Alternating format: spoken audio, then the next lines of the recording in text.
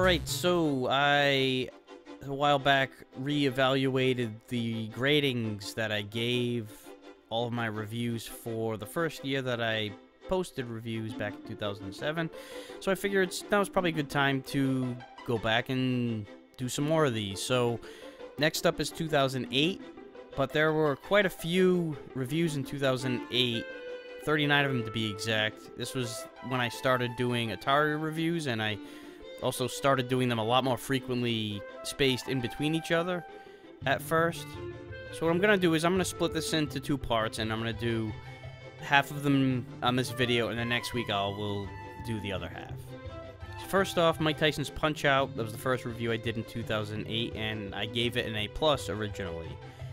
And I am not going to change my mind on that one. I really think that this is one of those games, especially today. You know, it's been 35 years since this game came out, and it's aged quite well. It's one of the better games on the NES in terms of that. It still holds up excellently today, and yeah, I'm gonna leave that as an A+, especially for grading the games at the time, which is my default. I still do it that way, and I will not reevaluate these games based on how they are today, but it's still definitely worth noting that Punch-Out! Is plays incredibly well today.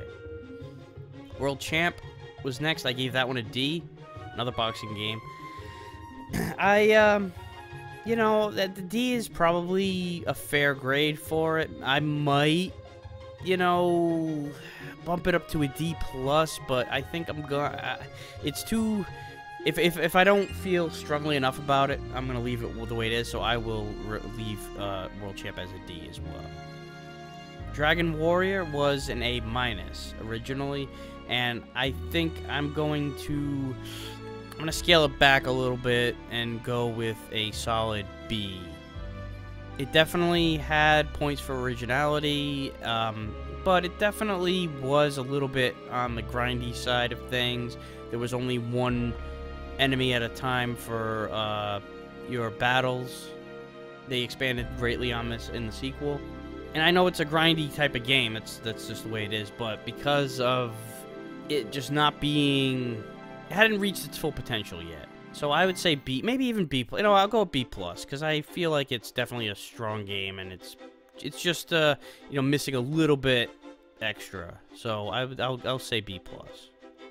DuckTales 2, I gave a B, and I think, especially since I changed my mind from DuckTales 1, and I moved it up from a B+, I will bump DuckTales 2 up to a B+. I don't think it's quite in the A tier. A lot of it's just because it's, you know, more or less rehashed, and it's still pretty short, but I still would not say that there's really much else wrong with it besides that. Hollywood Squares, I gave an F originally, and yeah, I gotta say that's probably about right. It's not very playable. Bucky O'Hare, I gave a B originally, and I could see it being a B+. I could, you know, B sounds about right, but I think I'll move it up to a B+. It's not perfect, but it is a really solid game, and I think it teeters right around that. It's like a low B+ maybe. Like, I don't think it threatens the A level, but it is definitely close. Mega Man 2, A+. Definitely not changing my mind about that one. It's my favorite NES game, and the best of the classic original Mega Mans on NES. Blades of Steel, I gave an A-. Yeah, that sounds about right. It's a very fast-paced, exciting hockey game. Better than ice hockey. Definitely better paced than ice hockey. Or definitely more so than Wayne Gretzky's. Any hockey game on the NES, this one is definitely hands down the best. A- remains. So now starts the Atari 2600 reviews. My first one was Pac-Man. I gave it a D+. And yeah, I'm gonna leave it at that. That's it's a poor port of a classic game. It was the first video game I ever played, so I have like you know, a little bit of nostalgia held to it because I did enjoy playing it when I first opened it out of the box. It was the only video game I ever played, so it definitely, by default, I had nothing to compare it to. And, you know, I hadn't played the arcade game either, so this was my introduction to a video game at all, and I was amazed by it. So, you know, I do hold that nostalgia to it, but that's all that I really can hold to it, is that it was the first game I played. So, yeah, D+, it sucks. It's not unplayable, it's just extremely rough around the edges, and a disappointment in comparison. Next was Donkey Kong on the Atari 2600. This was the second game I ever played in my life, because I got both these games for my birthday, and that was it. That was all I had. Donkey Kong was definitely better than Pac-Man as far as this the Atari ports. It is missing levels, and it could have been much sharper, but I do think Donkey Kong, which I originally gave a C, I think that's, I would leave it as a C. I don't really want to say C+. I don't think it is. I think it gets a little bit of a bad rap. I think C, right in the middle, flat in the middle, is where it belongs. Attack of the Killer Tomatoes was an F. Absolutely, it was a tomato of a fucking game. F. Bad. Berserk on Atari 2600, A-. You know, you could make the argument that it's a straight-up A. But I think A- is, I'm going to leave that one as well at A-. Fast Food, I gave a C- originally, and I think that was a little low. I think I complained about, it getting to be too fast toward the end of the game. Like, as it picks up, it's like, it's not, you're basing it, the game is entirely based on luck and not really reaction. But you know, I think I was being too harsh on it. I definitely enjoyed it more when I was a kid than I did when I made this review, because I remember liking it more, and upon retrospect, like going back, I think that I revert back to how I originally felt about it. I don't think it's a B game, but it definitely is. I'd say C+. I'd put it all the way up to a C+. And if you like it more and you think it's more along the lines of a B, I could see why you would say so. I do think that, yeah, it does get to be a little bit on the fast-paced scale, but it's definitely not to the point where you're just randomly hitting directions. So C+, it will remain. I will move it to a C+. Rockin' Cats, I gave a C-, and I think I would change this one to a straight-up C. I don't think it's any better than that, but it's, you know, I don't think it's teetering on the brink of a D either. So C-, I'll move it to. Keystone Capers on Atari 2600, I gave it A, and yeah, I think this is worthy of that grade. I mentioned before about games that hold up well today, and I think Keystone Capers is one of the better Atari games for that. A it is.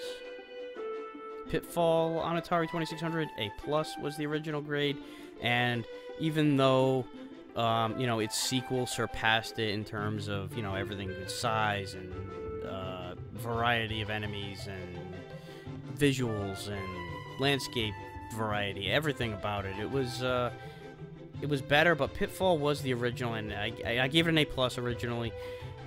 I think I'll leave it as an A+. I do actually still like this one more than the Lost Caverns sequel, not just because of the nostalgia factor, but I think I like the concept of getting everything you can, getting all the shit, if you possibly can figure out the path to do it in the 20 minutes without losing all your lives, as opposed to getting from point A to point B. So, you know, Pitfall will stay an A+. Absolute classic. Monopoly on NES, I gave a C+. I think this was... I think I said that it just... you could always play the board game as opposed to... I mean, it's, if you're looking for Monopoly, for a video game version of Monopoly, at that time, especially in the 80s, you know, this game did everything you needed it to do, so C+, it might be, you know, I maybe bump it up to a B- just because, I mean, you can't expect the world from it. It's, you know, it's a board game on a video game console, but I think that it does within the scope of what the NES can do, everything that you need it to do. So I would say B-. I would change it to. Frostbite on the Atari 2600, I gave a B+ originally, and I'm tempted to put this one as an A-. It is a very fun game, and in fact, you know, I think I'm going to. So Frostbite A-. It deserves it. Space War, I gave an F originally, and I was definitely too hard on it. It is boring. You know, there should have been a little bit more to it, but I don't think it was a complete failure of a game. It just missed the boat on what it could have been. You know, it's like Asteroids without any asteroids and without anything, obstacles or whatever. I don't think it was a complete unplayable piece of shit. So I would change this to a D, because you can get a little something out of it, but it definitely doesn't meet what it was designed for. And I will close out this half of the 2008 reviews with Super Mario Bros. On NES, which I gave an A+ originally. And you certainly could make the argument that it doesn't deserve the A+ rating. It's not perfect, but I look at it like, alright, aside from how it was a complete game changer for the video game industry in North America, there's so much you can say that's already been said. But I will say that I think the reason why I stick this with an A+ rating, not just because of the impact, you know, that it had on me and a lot of other people, but just the fact that in 1985, you know, this is still in the early stages of the NES, this game blew everything else out of the water at the time.